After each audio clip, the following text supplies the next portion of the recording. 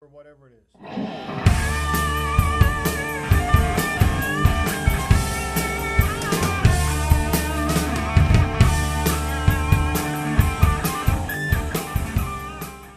What was that?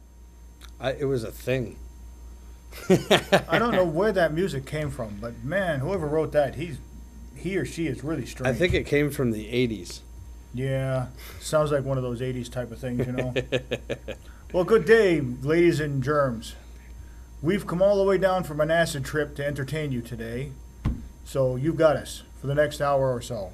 And if you're still on your acid trip, this will be much more entertaining. Oh, yeah, exactly, because we're never entertaining, no matter what we try to do. Anyways, my name is Terry Difazio. This is my partner in crime, the incredible Todd Pronto. He's the metalhead. I'm the more mellow one. Yeah, that's usually how it goes. And if you believe that, you'll believe anything. Today we're here to talk about the turn of the century That's right. and how bad it became. That's the prerequisite to the... Boy, I've got to tell you, there was some good music came out between 2000 and 2010. And as always, with any decade, there was a lot of garbage. It's like that every decade. Oh, absolutely. There isn't any decade that I can think of, and I've been around for about 6 of them. Yeah. But that hasn't been the case. But I'm looking back at this, and it's unbelievable how bad it was.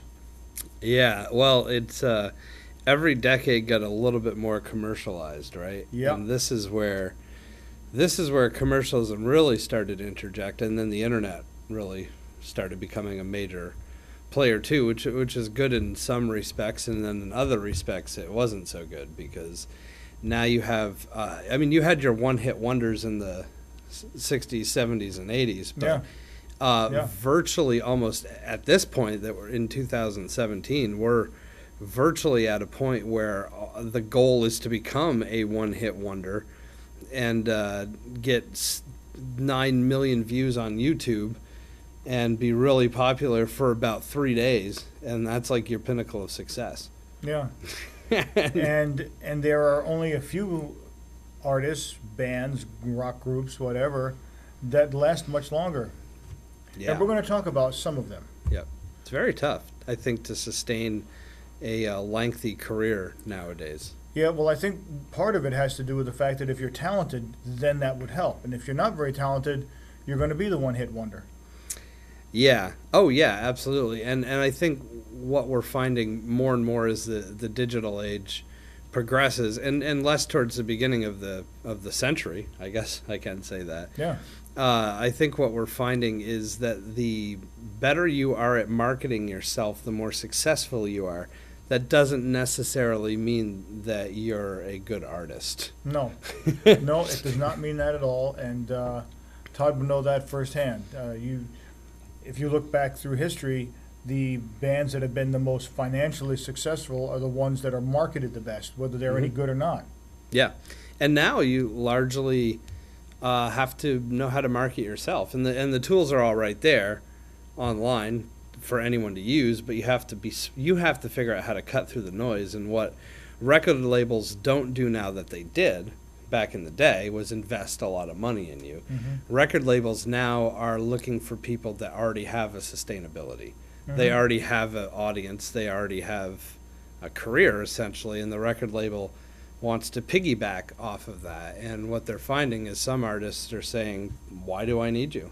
Yeah. I'm all set by myself. And other artists will do it, and I think it gives them a little bit more money to do what they want. Like if you want to do a Lady Gaga type show, the backing from the record industry certainly helps, but she already had her following before she was signed. Yeah.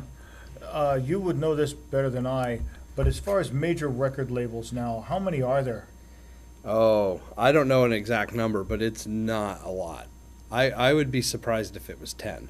Really? There's a lot of indie labels, tons of them, but I think Sony and Warner are still some really big players. Even Apple's tried to get into it. But a lot of them are defunct. Columbia, I think, is a subsidiary of Sony now, and Atlantic, I think, is a subsidiary of Warner. Yeah, and there used to be Atco Atlantic, and then there was Epic Records, and Yeah, I don't and even like know. that. I don't even know. They might still be around in some form, but I haven't there's bought not a lot. I haven't bought a record in so long I wouldn't even know where to look. But you're now, for example, Nuclear Blast and Napalm Records. Mhm. Would they be considered indies? I think so. Yeah. Yeah, I believe they're considered independent labels, and there's that's what different and that's- tiers. And that's what I would listen to is most of the artists from Napalm and Nuclear Blast. Yep. A little bit from Roadrunner also. Yeah, Roadrunner's actually been around for a while, haven't Not they? to be confused with the Coyote. Yes. Yeah, there's a ton of indie labels out there, and there's a lot more successful indie labels that could be, I mean, they might be, I don't know, they might be considered a major label. There's such a weird line now. Big Machine Records, which has Taylor Swift, they're considered an independent label. Is that right? But they're not. I mean, they consider themselves an indie label because they're not owned by a corporation like Sony or Atlantic. Mm-hmm. They're owned by a single guy named Scott Borchetta and his board of directors. So they're considered an indie label, but they have all the big acts in the country world right now are all on that label. So they're really a major label. They just lie. So I don't know. There might be some independent labels that are like Big Machine Records that might be considered a major label, but I'm not exactly sure. But I know there's not many of them out there. Yeah, and of course, if you sign a contract and you get on Nuclear Blast or Napalm, you pretty much know what genre you're going to get. However, once in a while they throw you a curveball. Remember the band I just introduced you to, Pristine? Yep. They sound very, very much like a cross between, I'm not even sure, Adele and something else. A hard rock version of Adele and something else, but I'm not sure what it is. Yeah, they weren't metal, but they weren't easy listening. No, and they weren't country. I keep waiting for him to want to sign a folk singer. Yeah. There aren't a whole lot of record labels signing folk singers these days. No. I don't know if there ever was. Maybe just in the 60s. In the 60s there were. Yeah. That was about it. In the 60s there were, and unfortunately, as when I had my recording studio, folk singers were the biggest pain in the neck there was. They were the biggest pain in the neck. I got along great with country artists. I got along good with brass bands. I got along good with barbershop quartets, rock bands, country rock bands. We all got along fairly well. But folk singers, I dealt with a couple of them. They were nothing but a pain. I wonder why. I'm not sure, but doesn't matter. Well, you never recorded me. No, you were a little bit young. You hadn't actually. You were probably about 6 or 7 when I had my recording studio. Yeah, I wasn't doing folk music yet. I was wheels on the bus and it round and round. And I hadn't even met my current wife yet.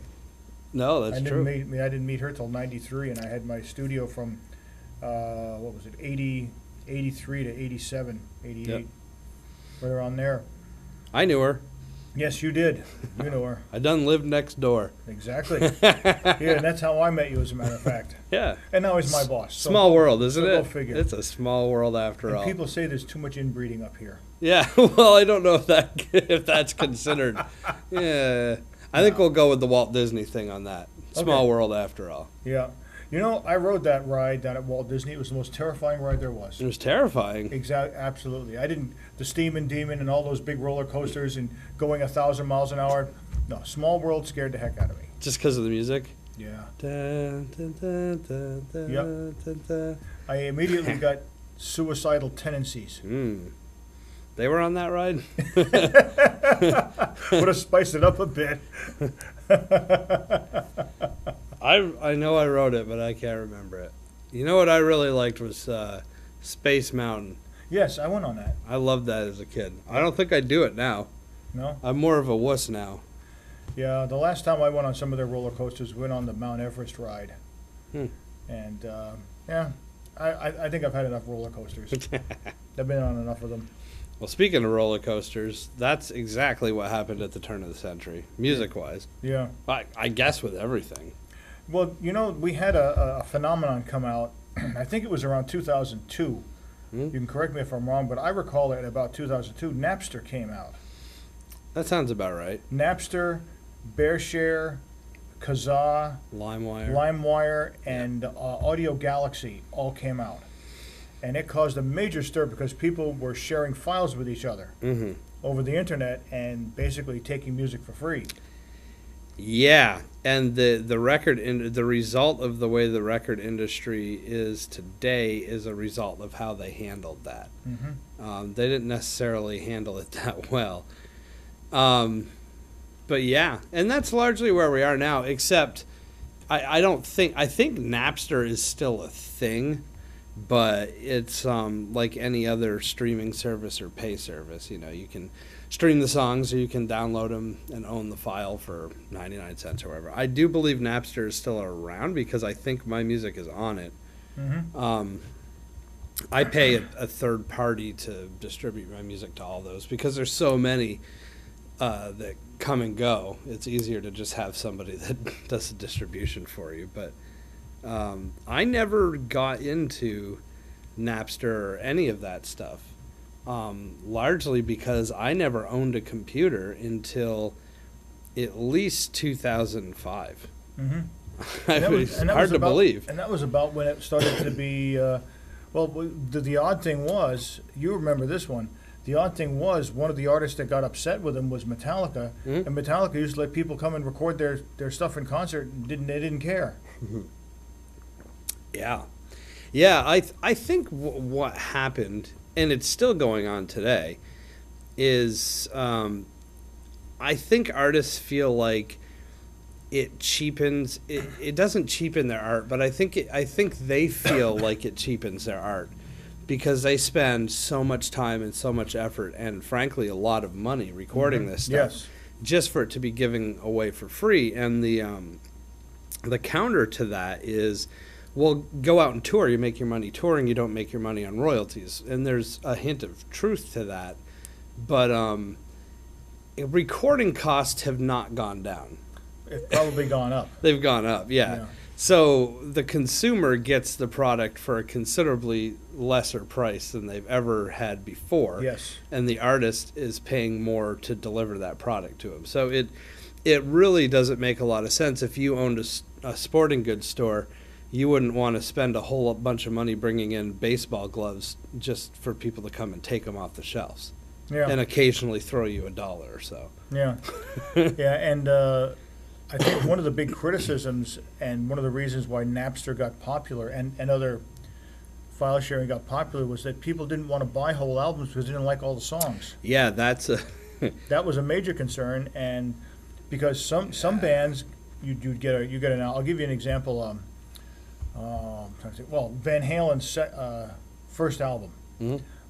I would have to say I think there's nine or 10 songs on it. There's only one I don't like. Every song is good. Then you'll go over and you get a different Van Halen album. You might get 2 songs that are good, and the rest suck. Yeah, there's actually a term for that in the industry where they call it fillers, and really the record labels wanted 2 or 3 hits for the record and some fillers. Yep. And if they got more traction out of it, great. But I mean, when's the last time? I'm sure this isn't it, but the last record that I can really think of that had a ton of hits on it was Alanis Morissette's Jagged Little Pill, where almost every song on that album was in the top 10 at one point. I can't think of a recent album. Now, you go back, the Beatles, every album they put out, every song was a hit pretty much. Yeah. Well, music was a little different then, too. Yeah. But yeah, I totally identify with that because I've bought some albums that were some real stinkers. I mean, in high school, I was in high school, during the grunge scene, and I think with grunge, it didn't even matter if the album was good. We'd listen to the whole thing anyway. but Nirvana solidly put out, and it's just because I'm a fan of theirs, but there is not an album that I don't know all the lyrics to all the songs on it. If you could understand them. If you could understand them. Later on, that really wasn't a big thing. And that's kind of... Napster was essentially the modern version of me saying, hey, Terry, let me make you a mixtape. and taking like a favorite song from this band and a favorite song from this band and that band. Yeah. That's essentially what it was. You go on Napster and you'd say, "Oh, I really like the Black Crowes Hard to Handle, but I don't like She Talks to Angels, so I'm just going to grab Hard to Handle, and then maybe I'll get, Green Jelly's Three Little Pigs or something." That was a funny song, by the way. Well, it was the only good song on the album. Of all those songs he just mentioned, the Green Jelly one's the only one I ever heard of. The other ones I haven't, because I washed my hands of pop music. Oh, you a long must have time. known Black Crowes Hard to Handle. No, Dun, dun, dun, dun, dun, dun, dun, dun, dun. It was an Otis Redding song. no, I don't remember that one. I'm sorry. Oh, that's a good one. There was too many. Too many that, and some of these I just happened to stumble upon. Yep. Uh, But that's what happened, and then and LimeWire and all that stuff. One big problem with that was, it was not regulated in any way. So if you didn't know the name of the group and you just made it up, or the name of the song, like there's a bluegrass band out there that did, and I can't remember who they are. I wish I could, but they did a bluegrass version of Snoop Dogg's Gin and Juice. And on Napster and LimeWire, it was going around. Everybody thought it was Blues Traveler, because whoever uploaded it originally wrote that it was Blues Traveler, and it was in no way Blues Traveler. yeah. You know, and some people would call that song, they'd say it was done by Fish, and, sorry to all three of our Fish listeners out there, but there's no way Fish was talented enough to play that kind of music.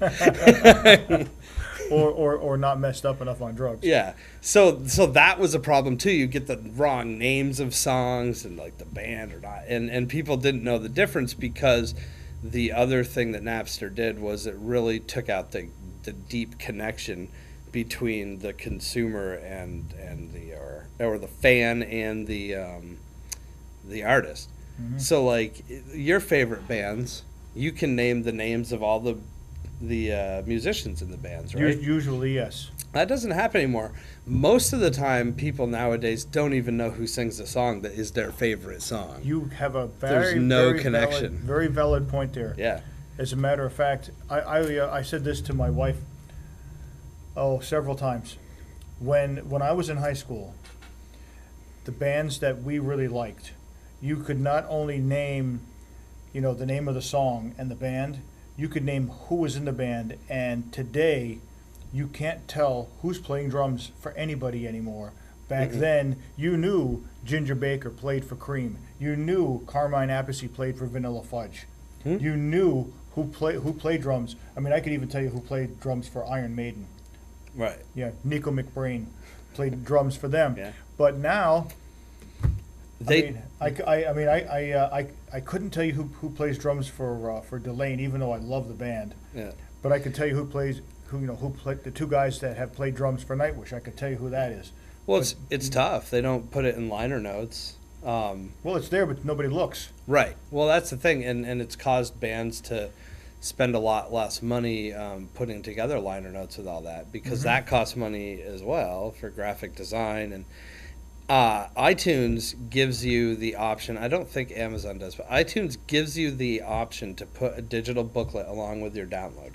So if you download an album, you get the digital booklet, just like you would get inside a CD sleeve. I didn't know that. They do give you the option, but not everybody does it, because it costs the artist extra, and it's a lot harder to do. And most people don't care. So you have a 1600 by 1600 framed photo that identifies with that song. It's either your album cover or the single cover, and when you download it and you listen to it on your phone, that's the picture that comes up here. And there's petitions out there trying to get these companies to include liner notes again, because, well, here's the thing. The musicians are the ones that are lobbying for the liner notes. The fans don't really care, because they don't care who played the flute solo on I can't think of a popular artist right now, but they don't care that Ian Anderson was the flute player from Jethro Tull. Yes, but they think we Jethro would know Tull's a dude. Yeah. Oh yeah, I know.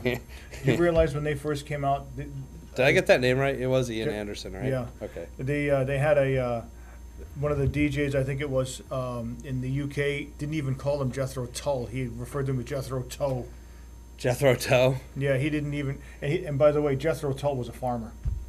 Is that how they got their name? Yeah, they got their name from a farmer back in, I don't know, what was it, 18th century, something like that. You look it up, you'll find it. There was a farmer who did something to help agriculture, some agriculture dude anyways. Huh. Yeah, and people would always look at Ian Anderson and say, oh, that's Jethro Tull, and they think that was his name, and that wasn't his name. Like Alice Cooper. Yeah. Like, I think he actually goes He actually did change his name, though. But he didn't used to be. That used to be the name of the band, right? Right. He was Vincent Fournier is his real name. Right. Oh, it's crazy. Yeah. So as time went on, and I think it's worth saying that if you get into a band and you really want to find out the finer points, the better bands will go out of their way to explain things to you. Yeah. I'll give you a good example. Right now, and this is past the era we're talking about, bands are coming up with these video trailers to explain how they recorded albums. Mm-hmm. That's becoming quite popular. That wasn't the case back in 2000 to 2009. No. I didn't even know the music that I listen to now, the symphonic operatic metal. I didn't even know about it until 2009, but it actually started in 1996. So it's been around a while. Yeah, 96, it hit big in Europe, but two of the bands that came out in the early 2000s that are still going strong today, one is Epica, they came out in 2003, and Delane came out in 2006. Mm-hmm. And one has come out with the 10th anniversary DVD concert, and the other one is about to. Delane's is coming out within the next 22 days. Sweet. Not that I'm counting down the days, mind you. Counting 1, 2, 3, 4. Yeah, and I think with certain genres of music, like that genre of music, and maybe the singer-songwriter stuff that I do, Mm-hmm. I think the fans care. But I think and they're interested in that. But I think in pop music, I don't think they care. I think they just it's the flavor of the week. Yep. And we like it a lot, and we don't really we're not going to invest too much time into it. No. Because we don't invest too much time into anything. No. And I think MTV largely in part contributed to that, but not intentionally. Because MTV for a while was great. As a high school student, they covered every genre. You know, they had Headbangers Ball, and they had Alt Nation, and then they had Total Request Live, which is the more poppy stuff. Mm-hmm. And you'd watch the shows that you wanted to watch, and it was almost interactive, not interactive with the bands, but it was interviews, and you got to know them. And then I'd love to say no fault of their own, but MTV became completely insequential when they stopped playing music. Mm-hmm. And now they're just a reality TV show now. However, they did start reality television sort of with that stupid Real World show. Yeah, now they've got nothing but reality shows that aren't real. They're all scripted, and they're all terrible. But which is why Twitter and Facebook and all that stuff has taken over for the super fans. So you can still be engaged with somebody if you really, really like them. It's just how many people really, really, really like a certain musician or artist or band. Mm-hmm. There's not as many as you'd think. There are more people that are content to just listen to the radio and like that song that they heard that goes like this, da-da-da-da-da. Mm-hmm. I mean, I worked in radio, I know that. Hey, can you tell me what the name of that song is that goes, na-na-na-na? I'm going to need more on that, some words or something. What? This na-na-na-na. Oh, yeah, that's Huey Lewis in the News. Really? I have no idea. And that's not to knock Huey Lewis in the News, because I love Huey Lewis. He did some good stuff. He did. I thought he did some very good stuff for that type of music. He did. He had a couple albums. When it came to pop music, that was one of the people that I actually sort of liked. Yeah. Yeah, there's a few. There's always some good. He wasn't pretentious about it, though. That's what I liked about him. No, His was pretty much straightforward, and this is it. He almost didn't seem like he was supposed to be a rock star or pop star. Mm-hmm. He looked kind of like the guy that sold you insurance that day. And then, didn't he? Like, didn't I just get Allstate through that guy? And now he's singing The Heart of Rock and Roll is Forbidden? Like, what's happening?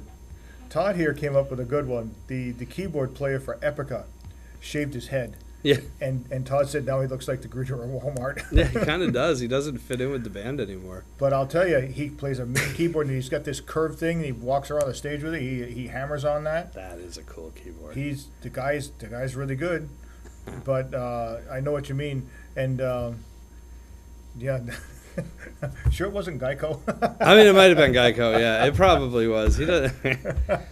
So, anyways, so LimeWire and all this stuff. So the record industry freaked out, and they started telling everybody, "Well, if we catch you doing this, you're going to be fined," which is, fine, because technically, every album that you buy says unauthorized duplication, selling, blah, blah, blah, prohibited. And what LimeWire was is as soon as one person bought the album and ripped it onto the computer, anybody was free to share it. So that's technically illegal.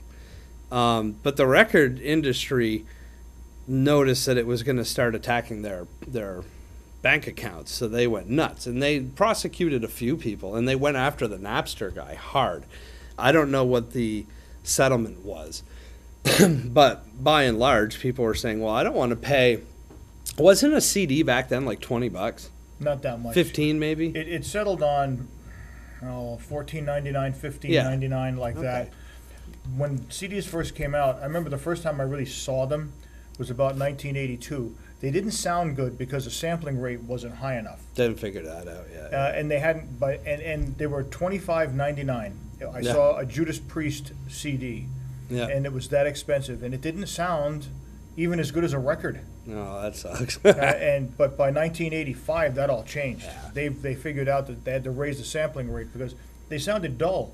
Mm-hmm. So at any rate, go ahead. So anyway, so Steve Jobs listened to the people saying, I don't want to spend all my money for one or two good songs.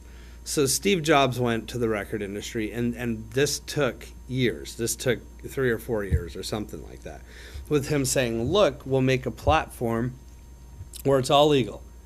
People will pay for the songs. They'll buy the albums. It'll be a download. It'll go on this handy-dandy little iPod thing that I've created. Or MP3 player. MP3 player. It'll have the artwork. You guys will get royalties because it'll all be digitally tracked. So if somebody buys a song for 99 cents, you'll give the artist 2 cents and you'll keep the rest, just like the record industry worked. Yeah. And it generally made a lot of sense, but it took a long time for him to get the record industry in on it. But once they were, that was the next model. And it took care of that. People could buy one song if they wanted, or they could buy the whole album if they really wanted. Never let it be said that record companies really knew anything about music in the first place. Right. They right, exactly. They all knew about business. Because in 1981, I had a copy of Recording Engineer Producer, and Ron Nevison, who was a very good producer. Mm-hmm. He did the Michael Schenker Group and Cozy Powell and some people like that. And he said 80%, this is 1981, 80% of the record companies in America were owned by accountants or lawyers. And what do they really know about music? Nothing.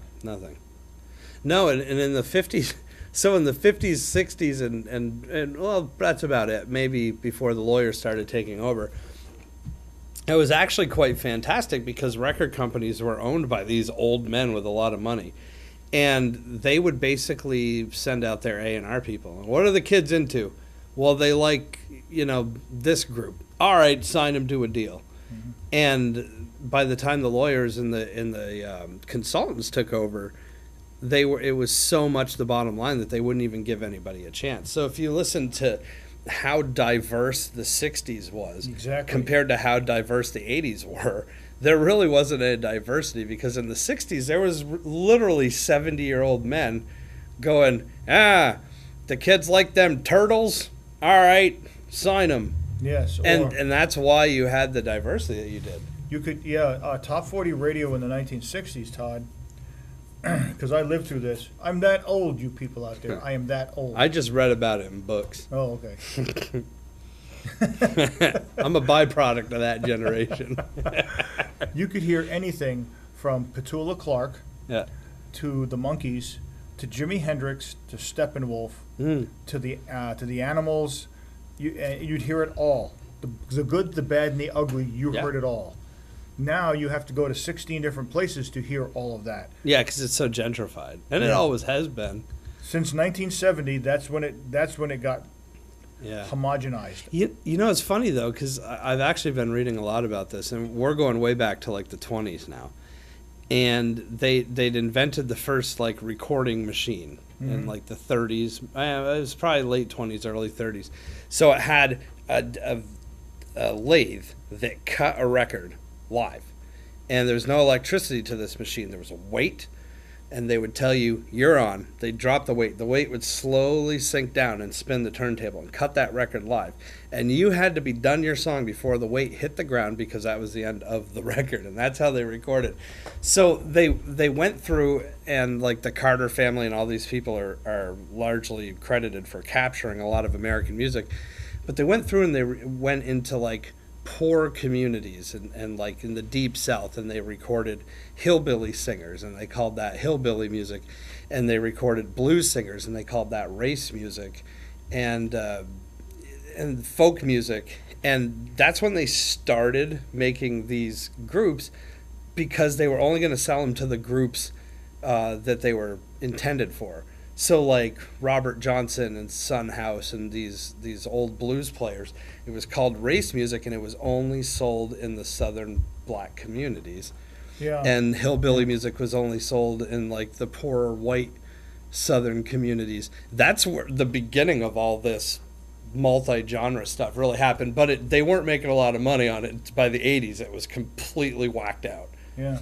Well, one of the good things that happened, as much as I don't particularly care for Elvis Presley, but he and the Beatles and the Dave Clark Five did something. They took a lot of these old black artists, and they redid their songs. So when you listen to Hound Dog, Elvis Presley didn't write that. And Didn't write anything. Blue Suede Shoes, he didn't write. No, it's Carl Perkins. Yeah. Yeah. And the Beatles did Twist and Shout. I can't remember who did that. Was a black artist group from the 40s that did that one. Yep. Dave Clark Five did one. I can't remember what the name of the song was, because I used to like them. But they did the same thing. They were basically taking these old songs, which was good for the black artists, because now they got some royalties, hopefully. Yeah, I mean, they got screwed out of a lot of it. Harold Chess from Chess Records is largely known as not paying anybody. And Chuck Berry had made a lot of money, and he'd borrowed some money from this woman one time when he came through town. He came back through, and he was successful now. And she came up and she said, well, I reckon you owe me some money, you know. And he said, well, I reckon you better talk to Mr. Chess about that, because they would give these artists like a Cadillac and a little bit of money to tour with, and they'd pilfer all the rest. Yeah, they did the same thing to Black Sabbath. They made a couple of really good albums. They got cars, and they got a bit of money, and then they never saw any more of it until they got rid of Ozzy in '78.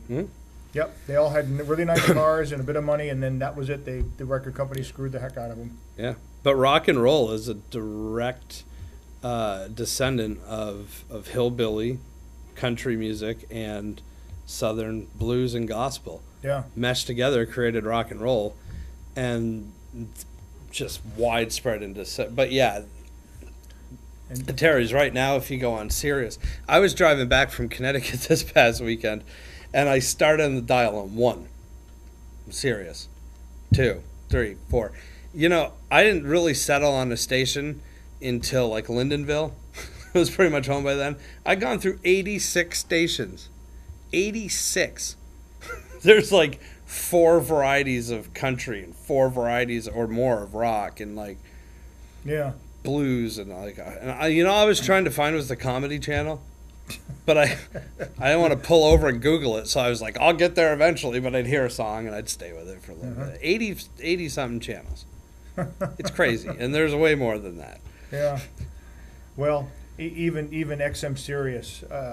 When I first got my car, it was XM at the time, and that was pretty neat stuff. But that's going by the wayside. Soon they're saying that cars will be equipped with Pandora. Oh yeah. Which is fine with me, because I love Pandora. You put in the band you want, and they find the artist for you. I have discovered no less than 36 different artists similar to Nightwish out there. Yeah. Some are good, some aren't quite so good. Some are incredible. Yeah, there's a lot of stuff that does that now too. Spotify does that. Yep. Apple Music does that. Tidal, I think, does that. Last FM does it. Last FM, yep. Deezer, and there's a bunch. Geezer? Yeah, no, Deezer. Oh, Deezer. I haven't heard of that one. Yeah. Is that a newer one? Yeah. Slacker Radio is one of them. What's the iHeart Radio, which iHeart ended up being so big they bought Clear Channel, or Clear Channel bought iHeart. I can't remember which one. Never heard of those either. It's crazy though. It's so Steve Jobs essentially saved the record industry for about 10 days. Not really, but in the the 2005, I don't remember when the iPod came out.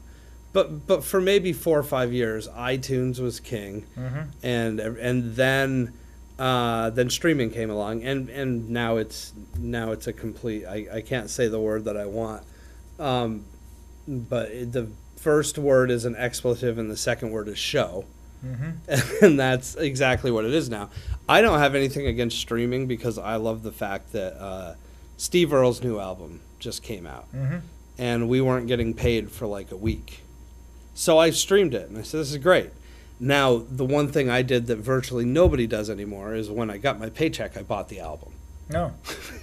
But, so the great thing about streaming is you literally can listen to a whole album, see if you like it, anytime, anywhere. Yeah. And the artists are damned if they do and damned if they don't. Because if they don't put it on streaming, nobody will discover it. And if they do, there's a good chance nobody will buy the album. Yeah, and in the old days, what you do is you get an album from an artist you'd like, and it was a crapshoot whether it was any good or not. Yeah, you didn't know. Or if it was an artist you didn't know and you never heard the music, it was a crapshoot whether you'd like it or not, and nobody was playing the music. I'll give you a good example. One album that I bought just because it looked so incredibly outrageous, and it turned out to be a really crappy album, was a band called the MC5. Yeah. The album looked really, quite bizarre. It looked like it was going to be a good hard rockin' album, and it was junk. They were terrible. They were a terrible band. They made one album. If they made a second album, I never even heard of it. They weren't very good. They came around right around the same time as Alice Cooper and Iggy and the Stooges. Yeah. And the other two hung on and made a career out of it, but the MC5 were real bad. But you never got to hear the MC5. You couldn't tell if you liked them or not. At least nowadays, you can go on to Amazon, for example, and play a 30-second clip and see if you like it or not. Yeah. Which is nice. Or you can go on YouTube. Yeah, listen to the whole damn thing. Yeah, the number one music channel on the internet is YouTube. Yeah. Oh, I'm not surprised. It's the worst sounding one. Because you can actually... I don't know if Does Pandora let you buy downloads? I'm trying to think. I don't think they do. I think they're just streaming. I think so. But there are some out there that let you stream and get the downloads, and there's a big war over who has the better sound, and But when you get to be my age, I'm telling you, I've heard this argument so many times. MP3, you're missing this and you're missing this. After a while, your ears can't tell the difference. Yeah. They really can't. I remember when the sampling rate was 44.1. I still can't hear the difference between that and 96K or 192K or whatever they're up to now? Yeah, I think a lot of times they're using 48.1. But yeah, it's it's what it is. The more space it takes up on their hard drive, it just has to be better because the file's 25 megabytes. It's got to be better than the 2 megabyte MP3 file. Well, it might actually technically be better by the numbers. You're right, but can you hear the difference? And the answer is probably no, especially if you're up in your 60s. Yeah, I mean, some MP3s you can definitely tell, but for the large majority, everything you're hearing is MP3s. I can tell you for a fact that radio stations aren't playing WAV files. No, they're getting MP3s just like everybody else is. I can't hear the difference either. Yeah. And I've heard both, and I can't. A good MP3 sounds... A good MP3. To me, that sounds really good. You've got to have the sampling rate. Like I said, 44K, 44.1 or whatever it is.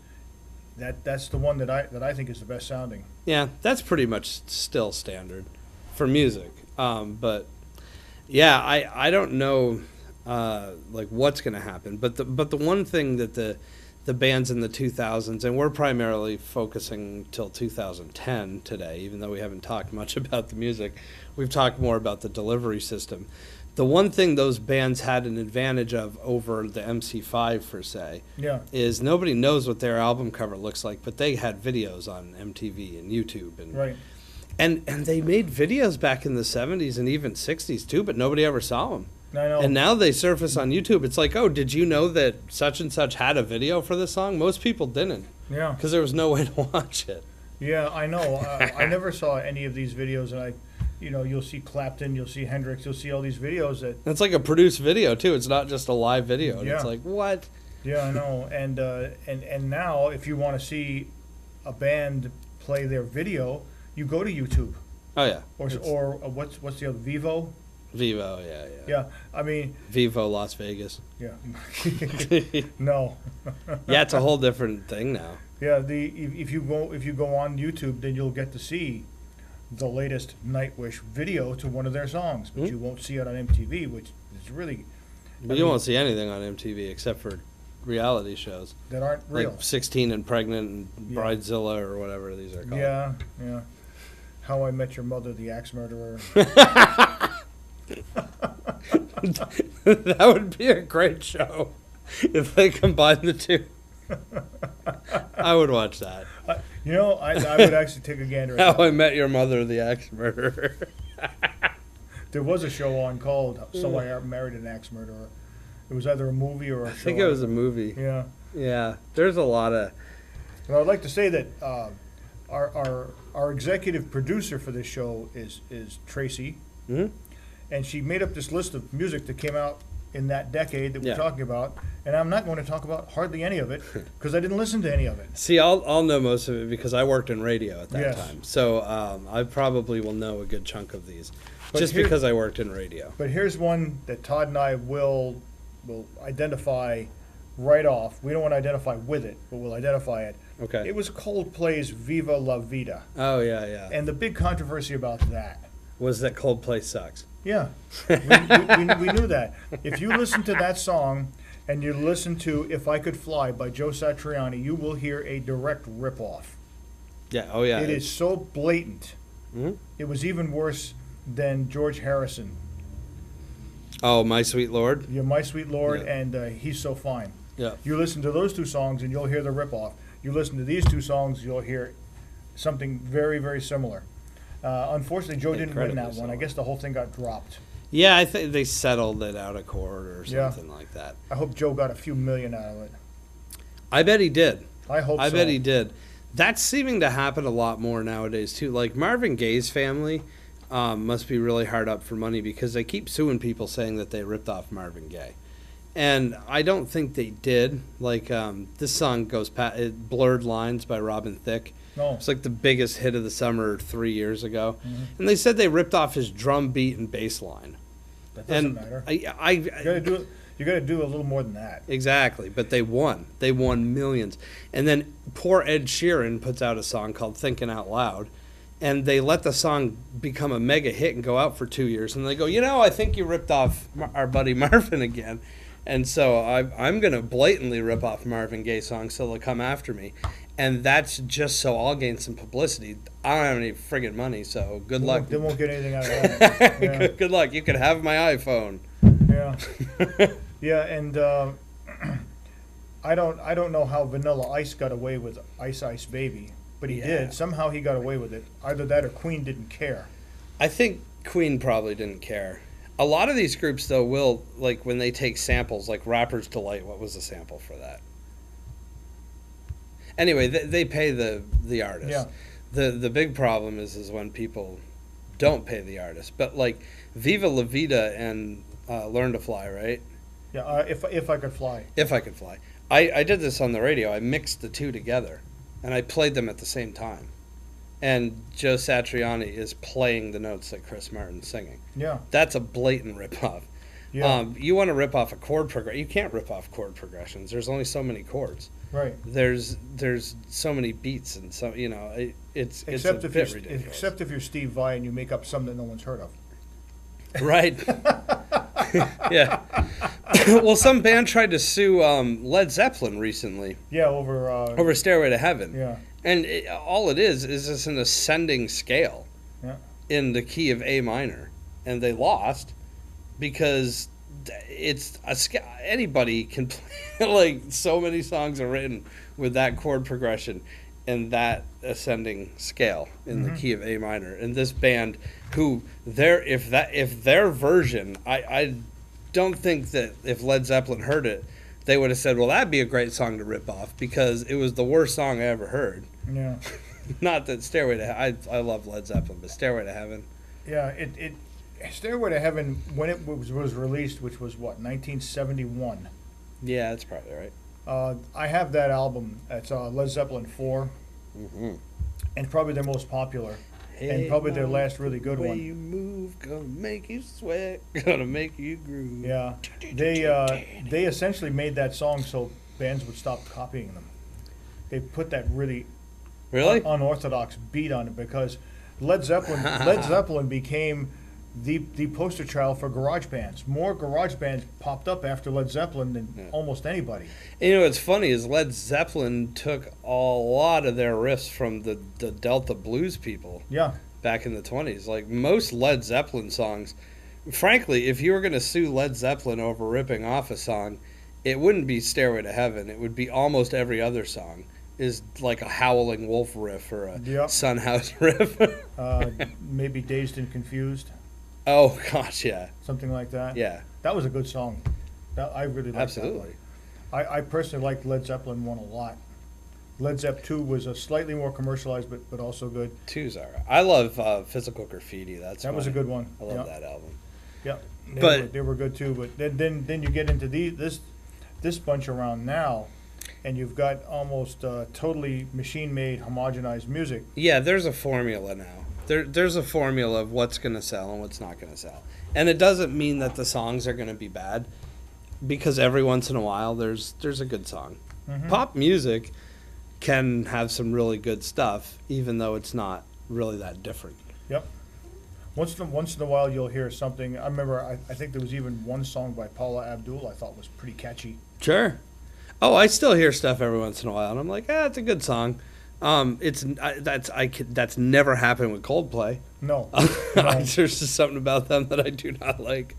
I like their lead singer, though. I've heard interviews with him, and the interviews are brilliant. I said, gosh, I wish I liked that band, but I just can't.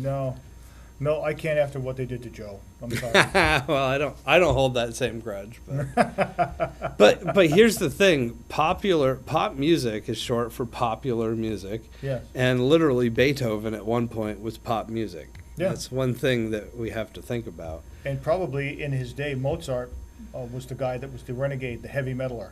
Mozart was a little nuts, and Chopin was just like, who the hell's this guy? Yeah.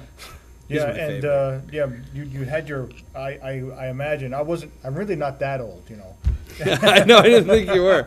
But Beethoven was the cocky rock star. Yeah, he was like the David Lee Roth. He was all deaf and didn't know how to comb his hair. Yeah. He was the David Lee Roth. And Mozart was like the, he was a little slicker, I feel like. So who would he be more like? Oh, I'm trying to think. He'd be the Jimi Hendrix style, you think? No, I think Mozart would be more like a pop star. Oh, think so? Yeah, I think so. But like a 70s pop star. Rod Stewart. Oh, okay. I think Mozart was like Rod Stewart. Beethoven was kind of like David Lee Roth. Yeah. And Chopin was like David Byrne. I think that's how it all shakes out. And I wish I knew more of the artists back then, because I'd love to see who we could classify with Twisted Sister. This actually could be a really fun project to do. That would be really fun to do, actually. I know. But yeah, the 2000s, the machine continued. Britney Spears, Christina Aguilera. Yep. Sugar Ray. I'll tell you something interesting, Todd. You brought up a very good point. And I think it was 2008 or 9. I was at Jay Peak, and my family we got a deal on a group of rooms, and we stayed there for the weekend. Mm-hmm. We went to the water park. We went way up on the tram and all that. And one evening, I'm sitting there with my son-in-law Rainey, who is going to be 50, by the way, today, Oh. and we're watching the Steve Miller Band Yeah. perform, and they were doing their old songs like "Fly Like an Eagle," "Jungle Love," you know, and there's his band playing, and his children and some of their friends, who at the time I think were probably in their early teens, they're looking at the TV going, "What are they doing?" He said, "But they're playing music." He said, "Why aren't they dancing around? Why aren't they Why aren't there a bunch dancing of people around? dancing around on the stage?" Right, right. Because that's not how you play music. Right. Well, largely and by, musicians nowadays are somebody sitting up there with a MacBook Pro Yeah, and dancing. Yeah. And the light show is more important than the music. it is very important to note that very few bands, and I have to plug this every time we're on, your really good bands can take it all, the tech level, the music level, and all of it, and put it together. Sure. Oh, absolutely. It still happens, but then you've got Skrillex. You're probably not familiar with them. No. They dress up funky, have amazing light shows, and hit play. and that's what's music now. Like, you see somebody playing a cello, like, what the hell is that? Yeah. You want to see a spectacle like you've never seen.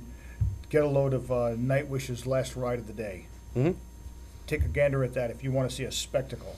That has it all. It has the music, it has the fireworks, it has the lights, it has the smoke, it has the fire. If you've never seen that is a spectacle. Yeah. To me, that's the spectacle that will end it all. Right. Like Pink Floyd. Yeah. Oh, Pink Floyd, they were not homogenized at all. No. They were on some other planet. They had to cut their songs down to make them a hit. Yeah. They were on some other planet, but boy, I want to visit there. Me too. I hope that there's a turnaround. I think all things circle back around, and I think eventually people are going to get sick of essentially being told what to listen to. Yeah. And like you can only put something through a cookie cutter for so long before people start to realize like all of these are the exact same shape. And that's essentially what music is in any popular music. And I don't mean pop music, but I mean music that's popular right now. Because there's still plenty of great music out there that you can discover. But the stuff that makes money is it's an assembly line. Back here about 5 years ago, we were listening. Moo happened to be on out at our summer place. Yeah. Not that I was listening to it, but I made a comment about the way Pro Tools is. Everybody sounds the same now, and I said, listen to this. I said, this sounds just like Madonna, and my stepdaughter said, I thought it was, and it wasn't. It was Lady Gaga. Lady Gaga, yeah. And they sounded so alike. Yeah. And it's too bad that's the way it has happened. But here's a case in point in my genre, the genre that I like. Mm-hmm. If you listen to Neverworld End by Zondria, if you didn't know better, you'd swear that was Nightwish. It's probably produced with the same type of production is involved. Yeah. As a matter of fact, I love both of the albums. I bought that one right up, the CD. But that's what can be done, and it can be done for the better or for the worse. Yeah. Oh yeah, and I think at some point, hopefully, people will start not demanding, but people will start dictating what the industry's not going to survive if it keeps force feeding people stuff. Eventually the industry's going to have to do what they did in the 50s and 60s and listen to the people. And it's starting that way now because you've got so many different places to listen. You don't have to listen to the radio anymore. Right. You can listen to a lot of stuff now. You can go search around anywhere. Mm-hmm. People have asked me this all the time. They go, "What did you hear about this band? Why have I never heard of this band?" I said, "Because you're listening to the radio. Yeah. You need to listen to this or this or this, and you will find out that there's more out there than just these little cookie cutters. You know, you go from one extreme to the other too. And I know Todd can see this. You can go from Epica and Nightwish, and you will get the symphonic sound, you'll get multi-tracks, you'll get a lot of instrumentation, really complicated stuff, or you'll go the other direction and you'll get Justin Bieber, which Yeah. anybody could do on 3 tracks. Yeah, pretty much. Yeah. Now it takes more tracks than that. Really? You have to have at least 26 vocal tracks, so they can sing with word by word and get every single word right. Okay. Yeah. No, I'm just kidding. I know a guy that did that once. But there's exceptions to every rule. Like, you ever notice every once in a while you'll be walking along on the sidewalk in the pavement, and every once in a while a piece of grass just pokes through that pavement. Every once in a while a piece of grass pokes through. I know you're not a big country person, but right now Chris Stapleton is like this huge rage, right? Mm-hmm. This guy comes out, he dresses like, like just a badass motorcycle trucker dude. You know, he's got a leather jacket on. He looks more like he should be in Leonard Skinner. He's got a big beard, a cowboy hat. Somehow his album comes out and it hits the country charts. And it's actually country music. Like, it's, Waylon Jennings country or something. It's not rock with a twang. Right. But it's badass. So like it has an edge, and he pokes through, and everybody's like, "Wow, where this guy just came out of nowhere." No, he's been in Nashville for at least 20 years. I've seen Chris Stapleton perform when I was down in Nashville. Yeah.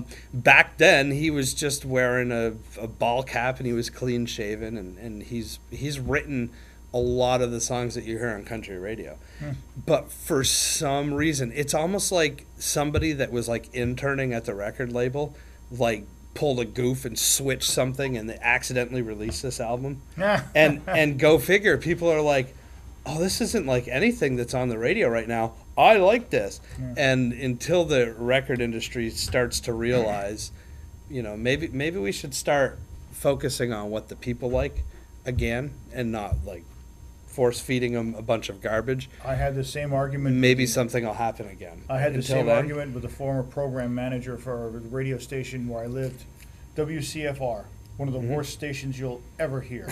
That's a great endorsement. They were the most homogenized, pathetic excuse for music I have ever heard. And their station manager, his name was John Farley. I know he can't hear me. I wish he could, because I'd tell him, and I told him right to his face. He was always telling me, I know what everybody wants to hear.